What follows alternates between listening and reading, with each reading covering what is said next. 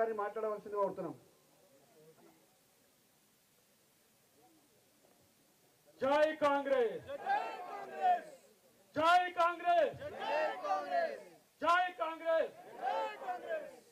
సభకు నమస్కారం. 2 నిమిషాల్లో నేను ముగిస్తా మిత్రులారా. ఈరోజు మోడీ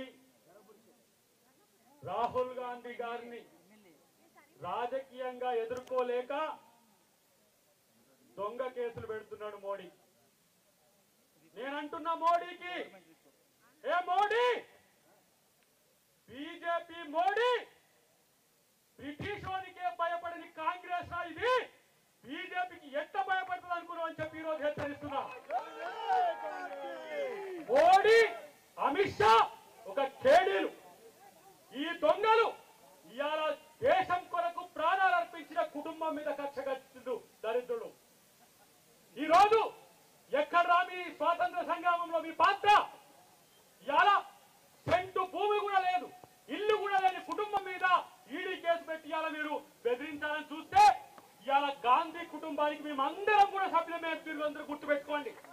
నేను అంటున్నా 2029 లాస్ట్ మోడీ నిన్ను తన్ని తరిమేసే రోజులు ముందున్నాయి, గుర్తు పెట్టుకోండి. 2029 తర్వాత మోడీ ఉండేది జైల్లో. నేను అంటున్నా ఒక మాట, రాఫెల్ డీల్లో నువ్వు అనిల్ అంబానీకి ఇవాళ 45,000 కోట్ల రూపాయల హవాలా చేసినావు. మేము కనుక రేపు అధికారంలోకి వస్తే మేము కేసు పెట్టి నిన్ను జైల్లో పంపలేమా? దొంగతనం చేసింది మీరు, కేడుని మీరు. ఇలా రాహుల్ గాంధీ మీద, అమ్మ సోనియా గాంధీ మీద ఇలా మీరు కుట్రలు పండుతున్నారు. ఒక్క మాట, ఆర్ఎస్ఎస్ ఈ రోజు ఇలాంటి దరిద్రం కొట్టు నాయకులను ఈ దేశానికి ఇచ్చిందా? ఆర్ఎస్ఎస్ యొక్క విధానం మీద ఈ దేశ ప్రతిపక్ష నాయకుడిని మొత్తం టెర్మినేట్ చేసిన చరిత్ర ఇవాళ బీజేపీకి ఉన్నది. భయపడ్డా రాహుల్ గాంధీ? ఇవాళ ఎవరైతే ద్వేషం పంచుతున్నారో వాళ్ళ బజార్లో ప్రేమ కొట్టుడు పెట్టిడు రాహుల్ గాంధీ. ఇది కాంగ్రెస్ పార్టీ యొక్క కల్చర్. మేము ప్రేమనిస్తున్నాం, మీరు ద్వేషాన్ని పెంచుతున్నారు. విడగొట్టే మోడీకి తన్ని తరిమి కొట్టే రోజులు మన కాంగ్రెస్ పార్టీ చేస్తుందనే విషయాన్ని గుర్తుపెట్టుకోవాల్సిన అవసరం ఉంది. నేను అంటున్న చివరిగా ఒక మాట చెప్తున్నా మిత్రులారా, 45 సంవత్సరాల బీజేపీ, 45 సంవత్సరాల బీజేపీ, ఇలా 145 ఏళ్ల పైచిలకు చరిత్ర ఉన్న కాంగ్రెస్ పార్టీ ఈ దేశానికి స్వాతంత్రం తెచ్చినాం రా. ఒక ప్రజాస్వామ్య ద్రోహి మోడీ ఇలా ఈడీని ఎనిమి ఆఫ్ ది డెమోక్రసీగా చేసిండు. దేశంలో ఎవరైనా ప్రజాస్వామికవాదులు ప్రశ్నిస్తే వాళ్ళ మీద దాడులకు పూజగలుపుతున్న మోడీని పాతాళంలోకి తొక్కడమే మన లక్ష్యంగా ఉండాలని చెప్పి నేను కాంగ్రెస్ శ్రేణులందరికీ కూడా తెలియజేస్తున్నా.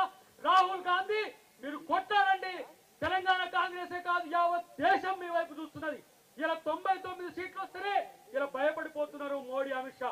రేపటి కనుక అధికారంలోకి వస్తుందని ఒక ఆలోచన కనుక ఉంటే ఇలాంటి పరిస్థితిలో వస్తే మా బతికేందని చెప్పేలా మోడీ చూస్తున్న పరిస్థితి. కాబట్టి ఇవాళ దేశ ద్రోహులుగా మోడీ, అమిత్ షా ఉన్న స్థితిని మనమందరం కూడా గమనించి కాంగ్రెస్ పార్టీని రక్షించుకోవాలి, ప్రజాస్వామ్యాన్ని రక్షించుకోవాలి. రాజ్యాంగ పరిరక్షకుడు రాహుల్ గాంధీని, అమ్మ సోనియా గాంధీ వెంట మనం అందరం ఉండాలని చెప్పి తెలియజేస్తూ జై కాంగ్రెస్, జై కాంగ్రెస్, జై కాంగ్రెస్. థ్యాంక్ యూ అన్న.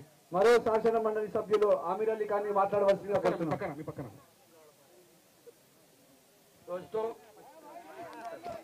मीनाक्षी नटराजन जी, विश्वनाथन साहब, महेश गौड़ साहब, डिप्टी चीफ मिनिस्टर साहब, हनुमंत राव साहब, सभी लोगों को मैं नमस्ते करते हुए